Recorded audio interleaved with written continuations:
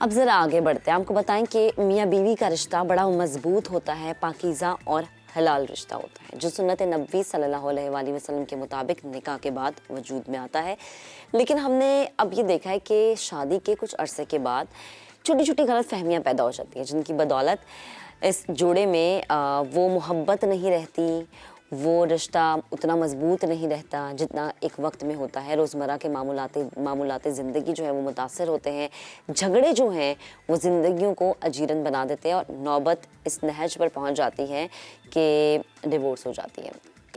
कभी कभी जब डिवोर्स की वजह हम जानने की कोशिश करते हैं, मुझे इंतहाई अफसोस के साथ ही कहना पड़ता है उन कपल्स के लिए जो कि इस तरफ जाते हैं, जो डिवोर्स वाला ऑप्शन लेते हैं, जो खुला की तरफ ख़वातीन जाती हैं। छोटी छोटी चीज़ें, छोटी छोटी वजूहात सामने आती हैं। अब वो छोटी छोटी वजूहात क्या हम बर्दाश्त नहीं कर पाते या फिर हम कॉम्प्रोमाइज़ नहीं करना चाहते? अगेन मैं फिर से बात मेंशन करूँगी, मैं फ़िज़िकल टॉर्चर की बात नहीं कर रही हूँ। अगर आप पे फ़िज़िकल टॉर्चर हो रहा है, आपके पास राइट है कि आप डिवोर्स ले सकते हैं, बट अगेन अगर और कोई मसला मसाइल है तो उस पर कॉम्प्रोमाइज़ किया जा सकता है। छोटी छोटी बातें जो होती हैं ना, वो कभी एक बहुत बड़ी चीज़ की वजह बन जाती हैं। जो बड़ी चीज़ है डिवोर्स, बच्चे इससे बड़े इफेक्ट होते हैं। लेक्चरर इरम बीबी इस वक्त हमें ज्वाइन कर चुकी हैं, उन्हें शामिल गुफ्तगू करेंगे। इरम, बेहद शुक्रिया वक्त देने के लिए। गुड मॉर्निंग, कैसी हैं आप? अस्सलाम वालेकुम जी, मैं बिल्कुल खैरियत से हूँ, आप बताएं। अल्हम्दुलिल्लाह। अच्छा इरम, मैंने एक बात अभी मेंशन की थी, मैं फ़िज़िकल टॉर्चर के हक़ में बिल्कुल नहीं हूँ। अगर एक ख़ातून पर फ़िज़िकल टॉर्चर हो रहा है, उसके पास राइट है कि वो डिवोर्स ले सकती है, खुला ले सकती है। लेकिन जिन छोटी छोटी चीज़ों का मैं ज़िक्र कर रही हूँ, वो छोटी छोटी चीज़ें, नाचाकियाँ, आपकी सास से लड़ाई है, मियाँ आपकी बात नहीं सुन रहा, बच्चों की वजह से आपके कोई मसले क्रिएट हो रहे हैं, क्या हमारी सोसाइटी में बर्दाश्त नहीं रही वो चीज़ें, वो बातें जो कि हमारी अम्मा, दादी या हमारी नानी हमें सिखाती थी, वो बातें हम भूलना शुरू हो गए हैं? मेन रीज़न क्या लगता है आपको डिवोर्स की जो बढ़ती हुई रेशो है हमारी सोसाइटी में उसका? सबसे पहले तो बहुत शुक्रिया, आपने मुझे इनवाइट किया और इस टॉपिक पे बात करने के लिए बुलाया, क्योंकि ये इस वक्त इतना ज़्यादा इम्पॉर्टेंट टॉपिक है कि अगर आप देखें, अगर स्टैटिस्टिक्स देखें 2019 से लेकर 2021 तक जो डिवोर्स और खुला की रेशो है वो बहुत ज़्यादा हो गई है।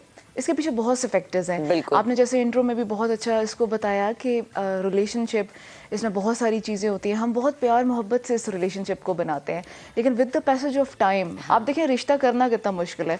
कभी आप मेरे ऑफिस में आए तो मैं आपको अपने वो एक रजिस्टर है जिस पे मैं बता सकूं कि सबसे ज़्यादा लड़कियों के प्रॉब्लम ये है कि शादी का ना होना, अच्छा रिश्ता ना मिलना, और फिर जब रिश्ता मिल जाता है तो उसे निभाने के लिए कितने स्टेप्स होते हैं जो किए जाते हैं, और उसके बाद साल 2 साल। रिसर्च ये कहती है कि जो फर्स्ट 2 से 5 ईयर्स के दरमियान में जो डाइवोर्स का रेशो है वो बहुत ज़्यादा है। अब आते हैं इनकी वजूहत की वजह से बिना पे कि ऐसा क्यों होता है, किस लिए ऐसी हो जाती हैं चीज़ें। देखिए, रेड फ्लैग्स एक रिलेशनशिप के अंदर बहुत शुरू से होते हैं। चूँकि स्टार्ट होता है रिलेशनशिप का तो थोड़ा सा लवी डवी सिलसिला चल रहा होता है, तो उन रेड फ्लैग्स को लोग देखते नहीं हैं। टॉलरेंस नंबर 1 पे, लैक ऑफ टॉलरेंस बहुत ज़्यादा हो गया हमारी सोसाइटी के अंदर। नंबर 2 पे ईगोइस्टिक माशरा है हमारा। नंबर 3 पे, बल्कि जिसको मेरे ख्याल में सबसे नंबर 1 पे कहना चाहिए, वो ये है कि झूठ बहुत ज़्यादा बोले जाते हैं। अब मैं यहाँ पे आज इस प्लेटफॉर्म पे जो बात करूँगी, मैं ये नहीं कहूँगी कि लड़की वाले ज़्यादा बेस्ट हैं, लड़की को डिवोर्स ले लेनी चाहिए, या लड़के वालों की तरफ से। मेरा एक बैलेंस्ड सिलसिला होगा, मैं दोनों जो साइड हैं उनके पॉइंट ऑफ व्यू आपके सामने रखूँगी। स्टार्ट में रिश्ते के लड़की वालों की तरफ से भी बहुत से रिश्ता बनाने के लिए बहुत से झूठ बोले जाते हैं, सेम लाइक लड़के वालों की तरफ से भी बहुत सारे झूठ बोले जाते हैं। With the passage of time जब वो हायर एक्सपेक्टेशंस डेवलप हो जाती हैं और वो फुलफिल नहीं हो पाती, तो ये भी है वन ऑफ द रीजंस कि लोग फिर डिवोर्स की तरफ चले जाते हैं, लड़कियां खुला की तरफ चली जाती हैं। तो ये भी है एक वन ऑफ द रीजंस। और फिर लैक ऑफ टॉलरेंस तो है ही है हमारी सोसाइटी के अंदर। फिर अगर आप देखें with the passage of time financial issues, ये भी काफ़ी ज़्यादा एक बड़ा मैटर है जो कि रिश्तों को ख़त्म कर देता है। आपने बात की अब्यूज़ की, फ़िज़िकल अब्यूज़ से ज़्यादा जो मेंटल अब्यूज़ है, जो आपका साइकोलॉजिकल अब्यूज़ है, वो भी इतना ही इक्वल है जितना कि एक फ़िज़िकल आपके ऊपर हो सकता है। तो ये भी कुछ रीज़न्स होती हैं जिसकी वजह से डिवोर्स प्लस खुला की तरफ लोग चले जाते हैं।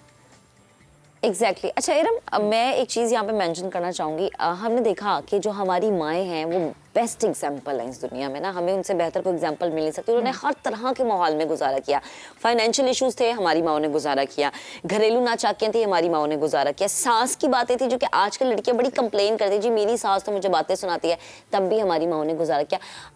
अब की लड़कियों में ये चीज़ क्यों नहीं है? एक ये चीज़, हम क्यों छोटी छोटी बातों को फ़ौरन से ईगो का इशू बना लेते हैं कि जी बस मैंने कह दिया है, ज़िद पे आ जाते हैं, मैंने कह दिया नहीं होगा तो नहीं होगा। क्या हम इन चीज़ों को इग्नोर नहीं कर सकते? इसकी आपको रीज़न क्या लगती है? अवेयरनेस नहीं है, माएँ अपनी बेटियों को वो अब तरबियत नहीं दे पाती जो कि एक टाइम में माएँ बच्चों की या बेटियों की स्पेशली तरबियत करते हैं। वो कहते हैं ना कि बेटियों को तो उस तरीके से आप पालें कि वो हर सांचे में ढल जाएं। क्या अब माओं में इस तरह की चीज़ें ख़त्म हो गई हैं कि वो बच्चियों को चीज़ें नहीं सिखाती हैं? आपको क्या लगता है? इसमें एक बात है कि आज की इस लड़की को आज से 25-30 साल पहले वाली जो ख़वातीन है, आप उसके साथ कंपेयर नहीं कर सकते। इसे जनरेशनल गैप भी कहते हैं। प्लस इस दौर की जो लड़की है या लड़का है, उसके ओपिनियंस, उसका थिंकिंग प्रोसेस, उसकी फीलिंग्स बहुत डिफरेंट है। वो एक ज़माना हुआ करता था जब माँ बाप लड़की को ब्याहते थे तो यही कहते थे कि अब तुम्हारी लाश ही वापस आएगी और तुमने मार खानी है, फिजिकल अब्यूज़ हो रहा है तुम्हारे साथ, वर्बल है, व्हाटएवर, आपने वहाँ पे ही गुजारा करना है। आज की लड़की जो है वो एम्पावर्ड है। आज की लड़की के अंदर हम लैक ऑफ टॉलरेंस इसीलिए देखते हैं क्योंकि वो मुताज नहीं है, जो इंडिपेंडेंट होगी। जब आप अपनी बेटी को इतनी एजुकेशन देते हैं, जब उसको एक लेवल पे लेके जाते हैं, फिर आप उसको ये नहीं कह सकते कि तुम जिस घर में जा रही हो वहाँ पे तुम्हारी लाश है। मेरे पास एज अ क्लिनिकल साइकोलॉजिस्ट मैंने ये चीज़ें देखी हैं। मैं आपके साथ कुछ केसेस भी डिस्कस करूँगी विद देयर कंसेंट, ताकि माशरे में एक अवेयरनेस पहले। प्रॉब्लम मैंने जैसे आपको पहले बताया कि दोनों साइड पे होती है, किसी एक साइड पे नहीं होती। लड़की के पॉइंट ऑफ व्यू से अगर देखेंगे, अगर आप उसके खर्चे पूरे नहीं कर रहे, रिसर्च ये भी कहती है कि सबसे ज़्यादा जो खुला के केसेस फाइल होते हैं वो इसलिए भी होते हैं क्योंकि लड़की को उसमें फाइनेंशियल इश्यूज आते हैं। मैं आपकी बात से एग्री करती हूँ, लेकिन फाइनेंशियल अगेन इश्यूज बात जैसे आपने कहा ना, लड़कियों के पास जब इतनी पावर है, लड़कियां इंडिपेंडेंट है, अब वो कमा भी रही हैं, तो जब वो कमाएंगी, वो इतनी इंडिपेंडेंट होंगी, तो फिर वो कहाँ मियाँ की बात सुनेंगी? अगर मियाँ कोई बात करेगा तो आगे से वो जवाब देंगी ना, उनके अंदर टॉलरेंस का तो एलिमेंट खत्म हो गया ना। फिर हमारे इस बरसगीर पाको हिंद में ये एक चीज़ है कि मर्द जो है ही इज़ ऑलवेज राइट। आपने उसको उसकी ताबेदारी करनी है, उसको सुनना है, वट एवर ही सेज, बेशक वो राइट है कि रॉन्ग है। लेकिन जब हम तालीम की बात करते हैं, वुमेन एम्पावरमेंट की बात करते हैं, तो वो हमें ये सिखाती है no this is right and that is wrong. तो वहाँ पे फिर थोड़ी सी चीज़ें आती हैं। लैक ऑफ टॉलरेंस इसलिए भी हो जाती है। एक बंदा जब अपने घर में सारी एफर्ट पुट इन कर रहा है, वो बच्चों को भी पैदा कर रहा है, उसको आगे भी ब्रिंगिंग अप भी उसका सिलसिला चल रहा है, फिर वही बात आ जाती है कि लैक ऑफ टॉलरेंस है कि वो किसी की बात क्यों सुने। तो ये भी है। लेकिन देखें, जहाँ पे इस रिश्ते को जितना बचाया जा सकता है बचाया जाना चाहिए। जो मैं सबको एक तरह से मेरी तरफ से एक एडवाइस भी होती है, जितना आप इसमें टॉलरेट कर सकते हैं करें। लेकिन जहाँ पे बात आ जाती है फिजिकल अब्यूज़ की, जहाँ पे आ जाती है कि आपके राइट्स जो हैं वो सही तरह से आपको नहीं मिल रहे, वहाँ पे फिर इसके बारे में सोचना चाहिए कि आपको इसको आगे लिंगर ऑन करना चाहिए या नहीं। सही। अच्छा इरम, हमने एक चीज़ देखी है, जॉइंट फैमिली सिस्टम। हमने ये चीज़ अपने दादा के टाइम पे भी देखी, हमारे परदादा के टाइम पे भी देखी। सब एक घर में रहेंगे, मिल के रहेंगे, एक जगह खाना पकेगा, एक जगह दस्तरखान लगेगा, एक टेबल पर बैठ के खाएंगे। ये चीज़ भी जो है ना, हम देखते हैं कि कभी कभी इशू क्रिएट कर देती है। आपको लगता है ऐसा है? ऐसा बिल्कुल है। वन ऑफ द रीजंस ये भी है कि जॉइंट फैमिली सिस्टम भी एक हस्बैंड और वाइफ के दरमियान में काफ़ी प्रॉब्लम्स क्रिएट करता है। एक तो हमारी ये जो इगोइस्टिक माशरा है और इसमें जो हमारी सोच है कि हमें कंपैरिजन करना है, उसके हस्बैंड ने अगर ये चीज़ ला के दी है तो ये चीज़ मुझे क्यों नहीं मिल रही। फिर जेलसीज, फिर जादू टोने, ये एक न्यू जो नॉर्म है माशरे का, ये भी बीच में बहुत ज़्यादा है। मेरे पास चूँकि केसेस आते हैं तो मैं उसमें देख रही होती हूँ ज़्यादातर लोगों के अंदर मिसअंडरस्टैंडिंग्स होती हैं। अगर मिसअंडरस्टैंडिंग्स को आप सही तरह से एड्रेस नहीं करते तो ये प्रॉब्लम्स इनकी लॉन्ग टर्म में चली जाती हैं। छोटी छोटी सी मिसअंडरस्टैंडिंग्स, मैंने गिलास को यूं रख दिया, उसने गिलास को यूं क्यों नहीं रखा, उसने मेरी जो है सफाई क्यों नहीं की कमरे के सामने से, ये छोटे छोटे मैटर्स हैं। इसमें मैं एक केस वैसे यहाँ पर डिस्कस करना चाहूँगी कि मेरे पास अभी रिसेंटली ये केस आया। लड़की को तकरीबन 6 मंथ्स हो गए हैं शादी के। एंड कैन यू इमेजिन, मैं अभी जो बात करना चाह रही हूँ मैंने कभी ज़िंदगी में नहीं सुनी कि उसके जो ससुराल वाले हैं, स्पेशली उसके mother in law and father in law, वो उसको अलाउ नहीं करते कि आप अपनी हस्बैंड के साथ आपकी जो प्राइवेसी है, लाइक कमरा आप बंद करके अंदर बैठें। वहाँ पे उनके घर के अंदर ये माहौल है कि आपने दरवाज़ा जो है वो खुला रख के, और आप इवन रात को भी आपकी प्राइवेसी नहीं है कि आप वहाँ पे भी दरवाज़ा बंद कर सकें। अब ऐसे माहौल में आप मुझे बताएं कि कोई कैसे प्रॉस्पेर कर सकता है, कैसे हो सकता है, आगे लिविंग उसकी कैसे चल सकती है जब आपकी मेन प्राइवेसी वाला इशू ही आपको सॉर्ट आउट नहीं हो रहा। ये दोनों तरफ का काम है ना, कि दोनों तरफ के लोग जो है वो इस चीज को समझे, क्योंकि प्राइवेसी की इजाजत तो हमारा दीन भी देता है ना, कि अगर आप किसी की बेटी को लेके आ रहे हैं तो एटलीस्ट आप उसे एक सेपरेट, अगर आप इस काबिल नहीं है कि घर लेके दे अलग, तो एटलीस्ट आप उसे एक सेपरेट रूम दें। अच्छा इरम, हमने देखा कि इसमें बच्चे बड़े मुतासिर होते हैं।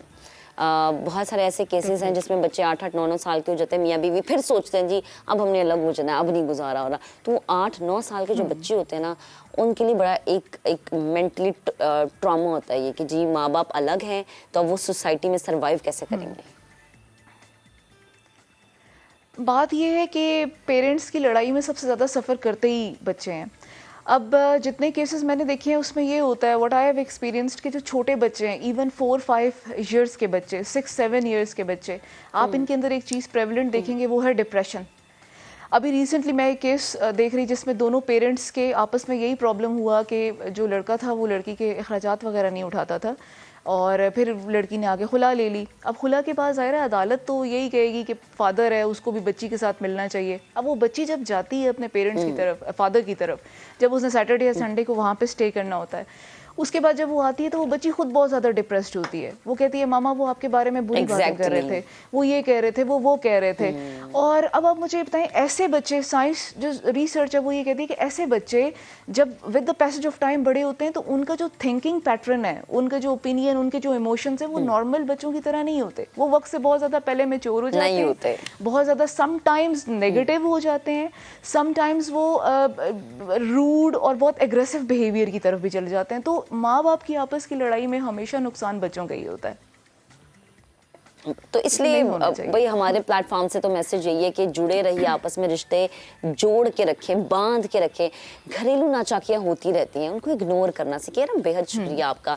जब हम देखते हैं ना घरेलू नाचाकियाँ बढ़ रही, बेहतरीन हल जो कि मैं अपनी लाइफ में मैंने जो अपनाया है वो ये कि जब मेरी अपने मियाँ से लड़ाई होती है तो मैं कहती हूँ मैं खामोश हो जाती हूँ, और समटाइम्स मेरे मियाँ, ज़्यादातर मेरे मियाँ ही खामोश होते हैं, मैं बोलती रहती हूँ। तो एक बंदा खामोश हो जाए, चुप हो जाए, अगले की सुन ले। बर्दाश्त करना सीखे, क्योंकि बर्दाश्त करने से ही चीज़ें जुड़ी रहती हैं, प्यार मोहब्बत आपका कायम रहता है, चीज़ें टूटती नहीं हैं।